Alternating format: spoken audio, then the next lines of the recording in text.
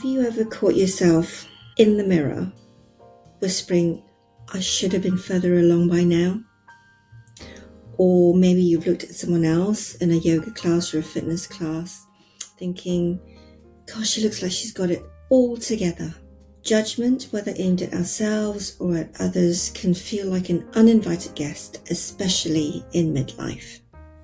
I'm Ansi and welcome to Inspired Midlife. This is your space to uncover purpose, embrace joy, and rediscover the missing link to fulfillment. So whether you're navigating new chapters in your life or seeking balance, you are in the right place. Now, in the fitness world and the yoga world, and I've had a foot in both camp for my entire adult life and still do, this whole judgment thing can be really amplified. Comparisons, insecurities, and even guilt of not measuring up. But here's the thing, what if we could use these moments of judgment as opportunities for growth? So today, let's dive into this area of judgment of ourselves and of others, and I'm equally guilty of this as well. And we'll just look at some tips that I've gained along the way to help me, certainly, and hopefully you, let go of judgment, to find grace and embrace joy in this season of our life. So let's grab a cup of tea, put our feet up, and have a chat. Let's talk about judgment of others first. It is something that we've all done, even if you don't want to admit it. And I will say that I do this, the whole saying about judging a book by its cover. Perhaps it's the way I've been brought up, and perhaps you don't. But for most people, and certainly at least for myself, this is something that we need to consider. When we walk into a room, we tend to look around and see what other people are wearing at an event. We scroll on social media and we make judgments on people's posts. We make judgments on the photographs that they've put on, or they shouldn't be posting and sharing photographs of their children on social media. That's not being very responsible. But the thing is, in midlife, this can take on a whole new dimension. We may see someone supposedly thriving. We assume that they're thriving through their midlife. They haven't gained any weight. They don't seem to experience any hot flushes.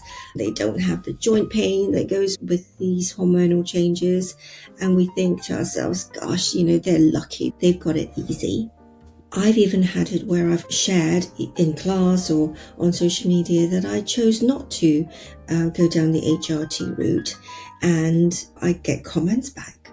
Well, why not? Or even if they didn't say it out loud, they might be thinking it. Sometimes it's very quick to critique someone else's choices because they just seem so far removed from our own. But here's the truth. Judgment of others often reflects something within ourselves.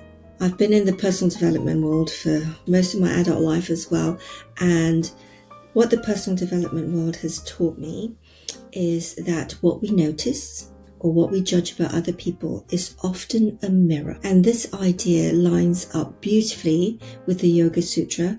It's chapter 2, verse 33, which says, when disturbed by negative thoughts, cultivate the opposite perspective. So when you feel judgment bubbling up, pause and ask yourself, what is this really about? What can I learn here?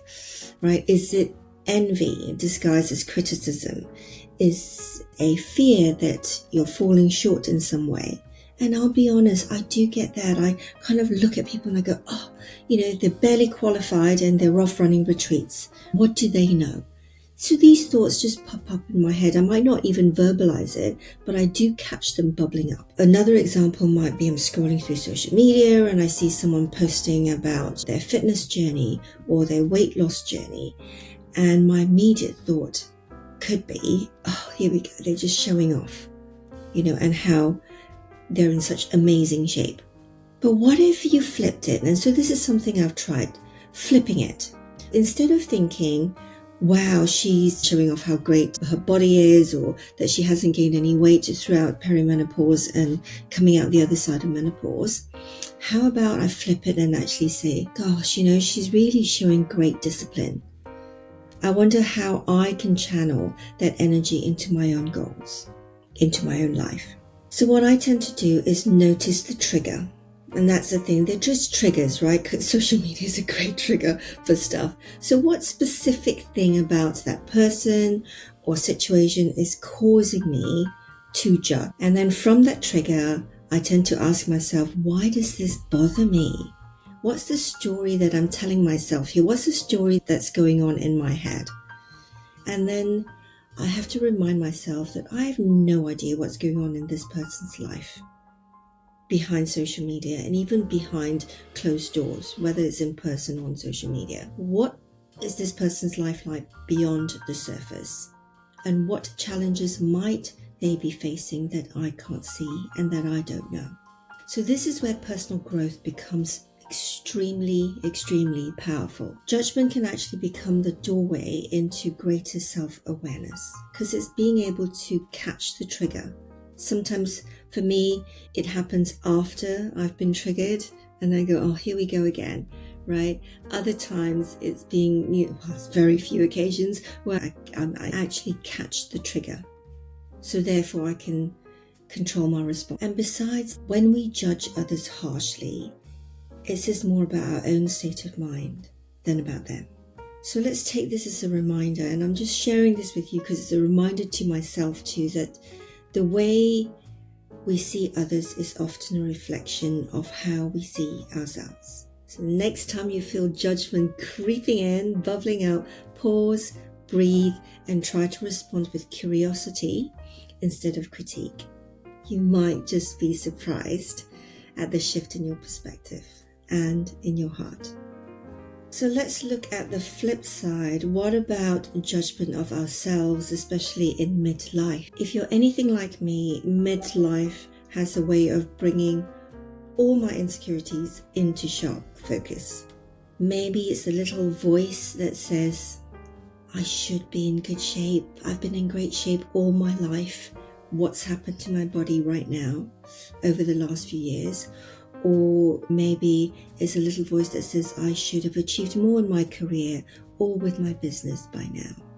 When we fixate ourselves on so-called our flaws and our failures, they seem to expand, crowding out our ability to see our own strengths and successes. And then I have to remind myself that the Yoga Sutra offers us a beautiful counterpoint to this. I've spoken and written about this before, and in the Yoga Sutra, one of its core principles is ahimsa, non-harming.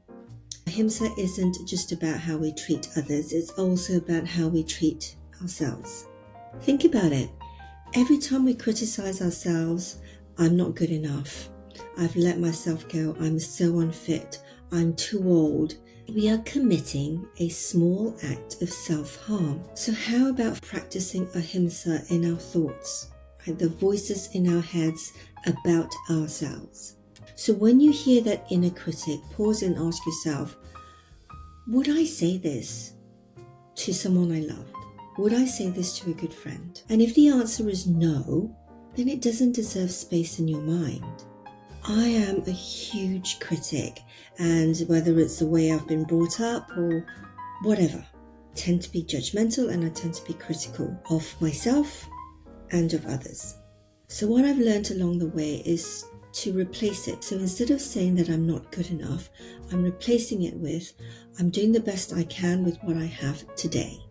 And you can also look for evidence that counters the judgment on yourself.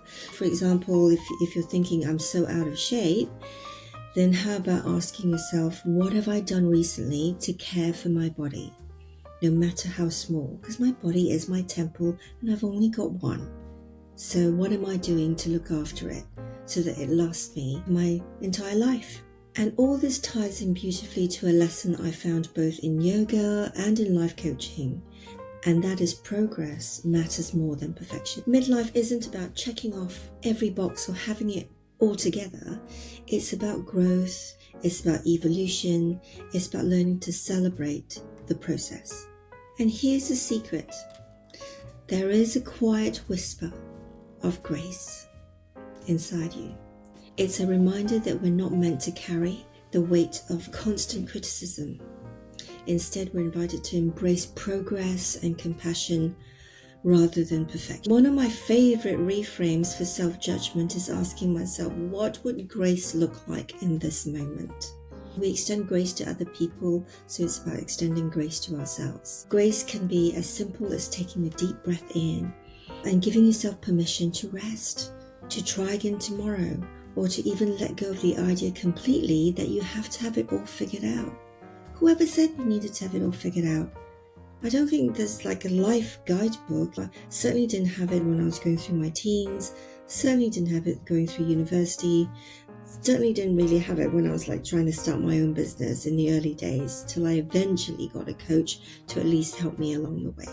So midlife is a time where we can rewrite the script. Instead of letting judgment define us, we can choose kindness, we can choose curiosity, and we can choose grace as our guiding. Judgment is sneaky and it just creeps in without us knowing, usually because we've been triggered. So whether judgment is directed at others or ourselves, it is a way of pulling us out of the present moment and into a mindset of comparison.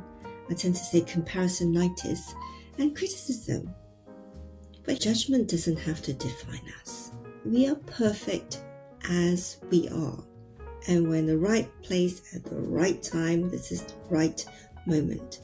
By becoming aware of our judgments and choosing to approach them with curiosity and compassion, we create this opportunity for growth. And you know that I'm all about growth and development through life. It's not just about how we see others, it's about how we see ourselves. And let's focus on us first. When we fix us, not saying that we ever get fixed, but when we work on ourselves first, then that will reflect on how we are with others too. And the Yoga Sutras remind us, when negativity arises, cultivate the opposite perspective. This isn't about forcing positivity or ignoring what's real, like the whole positive mindset stuff, let's just like affirmations are all about positivity. It's about softening our hearts and reframing our thoughts so that they serve us rather than harm us. Self-judgment is often the hardest to let go of because it feels so personal. So as I round things off here, midlife isn't a time for perfection. It's a time for embracing your humanity. It's okay to make mistakes. It's okay to not have it all figured out. In fact, those moments of imperfections are where the greatest growth tends to happen. So start to notice the triggers, remove the triggers, minimize the triggers. Let go of the critical thought. Extend kindness to someone else who is different to you. Extend kindness to yourself. Remind yourself that you are worthy right here, right now, exactly as you are. And if you're open to it, consider this. The Bible speaks about grace as a gift. It is not something that we need to earn, but something that is freely given. So what if we could extend that kind of grace to ourselves and also to others? And what if judgment wasn't a final word, but instead a stepping stone towards connection, towards understanding, and towards peace? Midlife is an incredible season of life, and I'm beginning to see that, and I hope you will too. It's a chance to rewrite old patterns, to let go of what no longer serves us, and to step into a version of ourselves that feels more authentic, more compassionate, and more aligned with who we are becoming. So as we wrap today, I want to leave with you this thought. What would your life look like if judgment wasn't in the driver's seat? What might you create? What might you experience or feel if you choose grace instead of critique? Reflect on it, journal on it, have a cup of tea over it. And when judgment inevitably sneaks in, remind yourself that you have the power to choose a different path, a path of curiosity, a path of kindness, and a path of joy. Thank you so much for spending this time with me today. And if you made it to the end of this video, thank you so much. If this resonated with you, I'd love to hear your thoughts. So drop a comment below or send me a message. Give the video a thumbs up. And if you know someone who might benefit from this conversation, then please share this video with them. Till next time, remember, midlife is your time to thrive, not just survive.